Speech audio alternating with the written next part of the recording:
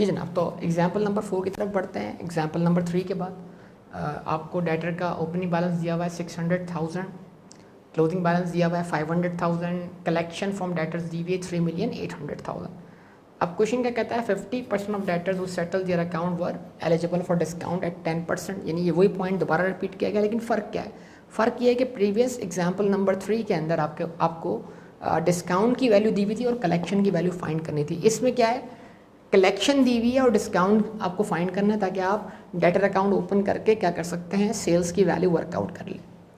तो नाउ तो अब आप क्या करें, डेटर अकाउंट में वैल्यूज पुट करें ताकि आप मालूम कर सकें जनाब कि कौन सी वैल्यू आपको ढूंढनी है ताकि आप सेल्स वर्कआउट कर सकें। सबसे पहले डेटर का ओपनिंग बैलेंस 600,000, इस बैलेंस में इस साल की सेल्स की वजह से क्या हो रहा है, इजाफा हो रहा है, और जो कलेक्शन हो रही है उसकी वजह से इस बैलेंस में क्या आ रही है, कमी आ रही है। अब डिस्काउंट्स की वैल्यू हमें पता नहीं है, बैलेंस शीट ही पता है, तो अगर हम यहाँ पर डिस्काउंट की वैल्यू रख देंगे तो ऑटोमेटिकली डिफरेंस हमें सेल्स की शक्ल में मिल जाएगा। ना अब करना क्या है, ये जो अमाउंट कलेक्ट हुआ है ये 50% डेटर्स पर 10% डिस्काउंट देने के बाद, तो हम ये बात करेंगे जनाब, let the amount settle be X. जो अमाउंट सेटल हुआ है वो क्या है, वो एक्स के बराबर है। एक्स का 50% लिया, क्या बना 0.5x। एक्स का 50% लिया, क्या बना 0.5x। एक 50% पे डिस्काउंट दिया है, दूसरे 50% में डिस्काउंट नहीं दिया, तो 50% का 10% यानी कि 0.05x। तो जो बचा वो आया आपके पास 0.45x के, और इस 50% पे कोई डिस्काउंट नहीं दिया, ये पूरा का पूरा कलेक्ट हो गया है, ये 0.5x। तो इसका मतलब क्या हुआ, जो अमाउंट कलेक्ट हुआ है वो 0.45x प्लस 0.5x के बराबर है। और अगर हम इन दोनों का सम कर दें, 0.45x प्लस 0.5x बराबर है अमाउंट कलेक्टेड के, तो अमाउंट कलेक्ट कितना हुआ है 3,800 या 3,800,000। तो इसका मतलब क्या हुआ,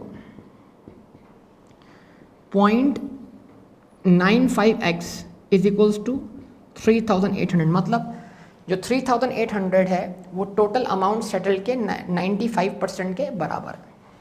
तो x की वैल्यू मिल जाएगी आपको, x की वैल्यू क्या बनेगी 4 मिलियन या 4,000 रुपीज़। 1000 में लेंगे तो 4 मिलियन बन जाएगा, 0.95 को डिवाइड कर देंगे आपको आंसर मिल जाएगा। इसका मतलब जो अमाउंट सेटल हुआ है वो बराबर है किसके,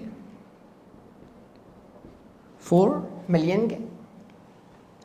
इसका निकाला आपने कितना 50%, तो आंसर आपके पास क्या आ गया 2,000। इस 2,000 पे निकाला आपने डिस्काउंट कितना 10%, तो आपके पास आंसर कितना आ गया 200। तो डिस्काउंट देने के बाद आपने कितना कलेक्ट किया 1,800, और इस पे कोई डिस्काउंट नहीं दिया तो कितना कलेक्ट किया 2,000। तो ये आपका आंसर वेरीफाई हुआ, 1,800 प्लस 2,000 इज इक्वल्स टू 3,800। तो अगर अमाउंट सेटल हुआ है 4,000 का, 3,800 रिसीव करके, तो डिस्काउंट कितना बना, डिस्काउंट बना 200 का। तो 200 की वैल्यू यहाँ पर आप प्लेस करते हैं। एक तरीका अगर आपके सामने आ गया। अब एक बड़ी सिंपल सी चीज़ है कि डिस्काउंट जो है वो टोटल वैल्यू के 50% का 10% है। तो अगर डिस्काउंट टोटल वैल्यू के 50% का 10% है, तो फिर वो डिस्काउंट टोटल वैल्यू का क्या हुआ 50 यानी 5%, यानी उसको हाफ कर दें। तो आप इस तरीके से भी इसको वर्कआउट कर सकते हैं कि आप लिखें 3,800 कि 3,800 जो है वो टोटल वैल्यू पर 5% डिस्काउंट निकालने के बाद वो बराबर है 95 के, और आप उसको मल्टीप्लाई क्या कर दें 5 कर दें। जब आप 3,800 को डिवाइड बाय 95 करेंगे, मल्टीप्लाई बाय 5 करेंगे, तो आप डायरेक्ट इसको वर्कआउट कर लेंगे, आपको किसी इक्वेशन को बनाने की ज़रूरत नहीं पड़ेगी। 12 अब इसका आप सम कर लेंगे, 3,800 प्लस 200 प्लस 500 आंसर हो जाएगा 4,500, और उसमें से आप 600 क्या करें माइनस कर लें, तो आपको सेल्स की वैल्यू मिल जाएगी 3,900 या 3,900,000 सेल्स बतौर बैलेंसिंग फिगर आप वर्कआउट कर लेंगे।